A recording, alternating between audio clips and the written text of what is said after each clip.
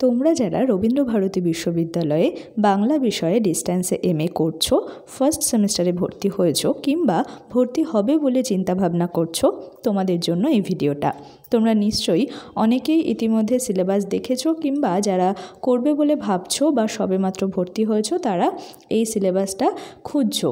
তো তোমাদের এখন আমি সম্পূর্ণ সিলেবাসটা দেখিয়ে দেব, কোন ধরনের বই এক্ষেত্রে পড়তে হবে সেগুলো বলে দেব। তোমরা যদি এখান থেকে কোনো ভিডিও চাও, তোমাদের বিশ্ববিদ্যালয়ের এইটাই আমার করা প্রথম ভিডিও, তো যদি তোমাদের এর মধ্যে থেকে কোনো কিছুর প্রয়োজন হয় তাহলে আমাকে একটু কমেন্ট করে জানিও, আমি চেষ্টা করব তোমাদের আবদার অনুযায়ী ভিডিও করার। আমার অন্যান্য ভিডিওগুলো তোমরা দেখতে পারো, সেখানে সাজেশান বলো বা যেগুলো টেক্সট ভিত্তিক আলোচনা বা পূর্ববর্তী প্রশ্নপত্র, নমুনা প্রশ্নপত্র যেগুলো আমি বানাই, এই সমস্ত কিছু যদি চেক করো একটু অন্যান্য ভিডিও থেকে, তাহলে আশা করি কিছুটা আন্দাজ পাবে যে আমি কিন্তু যথেষ্ট পরিশ্রম করে এবং তোমাদের যাতে সুবিধে হয় সেই মতো করেই কিন্তু ভিডিও আনার চেষ্টা করি। শুধুমাত্রই বিষয়টা প্রফেশনাল নয়, বিষয়টা আমার ভালো লাগার বিষয়, আমার নিজের বিষয় বাংলা, তো সেই হিসেবে কিন্তু তোমরা যারা বাংলা নিয়ে পড়ছো তোমাদের জন্য এই চ্যানেলটি। তো দেখতে থাকো সম্পূর্ণ ভিডিওটা। দূরসঞ্চারী পাঠ্যক্রম অর্থাৎ ডিস্ট্যান্স লার্নিং যেটাকে বলা হয়, বাংলা এমএ নতুন পাঠ্যক্রম রবীন্দ্রভারতী বিশ্ববিদ্যালয়। দেখো, বিষয় বাংলা প্রথম সেমিস্টারে রয়েছে মোট 5টা একক। এই বিষয়টা বুঝে নেবে, মোট 5টা একক, প্রতি এককের নম্বর 50। সেই 50টা আবার ভাগ হচ্ছে দুটো ভাগে, 40 নম্বরের একটা, 10 নম্বরের একটা, এবং প্রতি এককের জন্য ক্লাস হচ্ছে 50টা। একক 1 অর্থাৎ 5টা এককের মধ্যে প্রথম এককের সিলেবাস দেখো, বাংলা সাহিত্যের ইতিহাস, প্রাচীন ও মধ্যযুগ।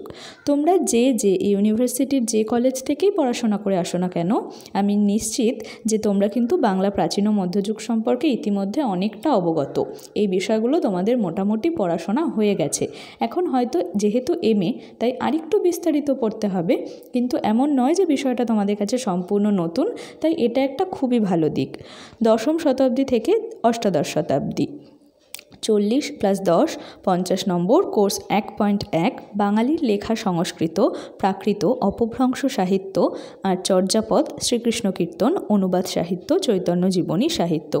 এখানে কিন্তু ডিটেলে বলা নেই, অনুবাদ সাহিত্য মানেই কিন্তু তোমাকে রামায়ণের অনুবাদ, মহাভারতের অনুবাদ, ভাগবতের অনুবাদ, এই তিনটেই পড়তে হবে। তো শুধুমাত্র অনুবাদ সাহিত্য বিষয়টা কি এইটুকু জেনে চলে গেলেই কিন্তু হবে না, তোমাদের এখন এমএ পড়ছো তোমরা, সুতরাং তার ভিতরে ডিটেলে কিন্তু এবার পড়তে হবে। শ্রীকৃষ্ণ কীর্তন মানে শ্রীকৃষ্ণ কীর্তনের টপিকে যত ধরনের প্রশ্ন হতে পারে, তার সমাজচিত্র, তার সাহিত্য মূল্য, তার যে 3টে চরিত্র রয়েছে সেই সম্পর্কে আলোচনা, সবটাই কিন্তু পড়তে হবে। চর্যাপদের ঐতিহাসিক গুরুত্ব থেকে শুরু করে, সমাজ চরিত্র থেকে শুরু করে সব ধরনের টপিক কিন্তু তোমাকে প্রস্তুতি নিয়ে যেতে হবে। সুতরাং এমএ বলে একটু ডিটেলে পড়ার চেষ্টা করো, নোট একটু ডিটেলে বানানোর চেষ্টা করো। যদি নিজে বানিয়ে থাকো তাহলে আরও কিছু বইপত্র ঘাটো, লাইব্রেরিকে ব্যবহার করো, তবেই কিন্তু একটা ভালো মানের নোট নিজেরাই প্রস্তুত করতে পারবে। এমএর জন্য আলাদা টিউশন পড়ার কিন্তু প্রয়োজন হয় না। আমার ব্যক্তিগত অভিজ্ঞতা থেকে বলছি, আমি এমএ পড়ার সময় কোনো টিউশন নিইনি। এরপর চৈতন্য জীবনী সাহিত্য, তারপর রয়েছে মঙ্গল কাব্য। এখানে বলে দেওয়া আছে কি কি: মনসা মঙ্গল, চণ্ডীমঙ্গল, ধর্মমঙ্গল, শিবায়ন, অন্নদামঙ্গল। এরপর নাচ সাহিত্য, ময়মনসিংহ গীতিকা, দেখো পরপর রয়েছে, সেগুলো তোমরা দেখতে পাচ্ছ, এবং কোন টপিকে কত নম্বর সেটাও কিন্তু দেওয়া রয়েছে, 10 করে ডান দিকে কিন্তু দেওয়া। অভ্যন্তরীণ মূল্যায়ন বলতে ইন্টারনাল যেটাকে বলে, সেই ইন্টারনাল কিন্তু 10, এটা তোমরা কলেজেও দিয়ে এসেছো, কলেজেও তোমাদের 10 নম্বর, বা কারো কলেজে হয়তো 5, কারো কলেজে 15, এই হিসেবে ছিল। একক 2 রয়েছে প্রাচীন ও মধ্যযুগের বাংলা কাব্য কবিতা। এখানে রয়েছে 1000 বছরের পুরানো বাংলা ভাষায় বৌদ্ধ গান ও দোহা। নির্বাচিত পদ সংখ্যা কিন্তু দেওয়া রয়েছে যে কোন কোন নম্বরের চর্যাপদগুলো তোমাদের পড়তে হবে। শ্রীকৃষ্ণ কীর্তনে দেওয়া রয়েছে 2টো টপিক, বংশীখণ্ড আর রাধা বিরহ। বৈষ্ণব পদাবলিতে দেওয়া আছে কোন কোন বিষয়, বিদ্যাপতি, চণ্ডীদাস, জ্ঞানদাস, গোবিন্দদাস, এইরকমভাবে। অভ্যন্তরীণ মূল্যায়ন অর্থাৎ এখান থেকেও ইন্টারনাল হবে।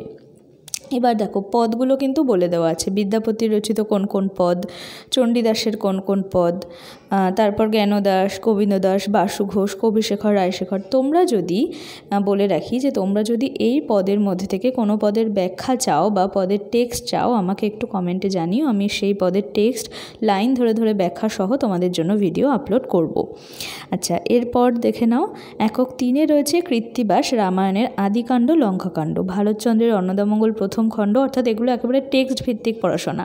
শাক্ত পদাবলী, এইটা বলে রাখি, শাক্ত পদাবলী পদাবলীর উপর একটা ডিটেলস ভিডিও কিন্তু আমার ইতিমধ্যে আপলোড করা রয়েছে। সেটা কল্যাণী বিশ্ববিদ্যালয়ের জন্য করেছিলাম ঠিকই, কিন্তু শাক্ত পদাবলী তোমাদেরও আছে, আরও অনেক বিশ্ববিদ্যালয়ে আছে, সুতরাং তোমরা সেই ভিডিওটা দেখে নিতে পারো। একটু সার্চ করে নিও, খুব সম্ভবত সেকেন্ড বা থার্ড সেমিস্টার, যেটা কল্যাণী ইউনিভার্সিটির প্লেলিস্ট আমার বানানো আছে, হয়তো সেকেন্ড সেমিস্টার বা থার্ড সেমিস্টার, সেখানকার প্লেলিস্টে গেলেই কিন্তু শাক্ত পদাবলীর যে ডিটেলে ভিডিওটা আমি আপলোড করেছি সেটা পেয়ে যাবে। সেখানে ভক্তের আকুতি, মা কী ও কেমন, আগমনী বিজয়, এইসব বিষয়গুলো কিন্তু আমি আলোচনা করেছি। আচ্ছা, পূর্বোক্ত বিষয়গুলি থেকে একটি প্রশ্ন আর অভ্যন্তরীণ মূল্যায়ন। একক 4-এ রয়েছে বাংলা সাহিত্যের ইতিহাস 1801 থেকে 1960 খ্রিস্টাব্দ পর্যন্ত, গদ্য সাহিত্য ও সাময়িক পত্রপত্রিকার উদ্ভব এবং ক্রমবিকাশের ইতিহাস, কবিতা, কাব্য, আখ্যান কাব্য, গীতিকাব্য, মহাকাব্য। এটাও কিন্তু অনেকের সিলেবাসে থাকে।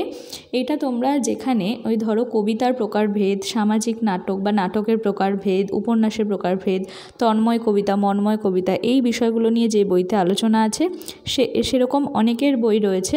তোমরা আমি এখানে কোনো রাইটারের নাম বলতে পারছি না, সেটা এই যান্ত্রিক কারণেই।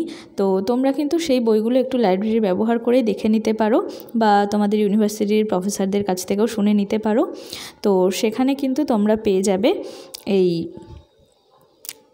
যে তোমার এই ভাগগুলো, কাব্যের যে ভাগগুলো রয়েছে। এরপর রঙ্গমঞ্চ নাট্য সাহিত্যের উদ্ভব ও ক্রমবিকাশের ইতিহাস, তারপর বাংলা কথা সাহিত্যের উদ্ভব ও ইতিহাস, অভ্যন্তরীণ মূল্যায়ন।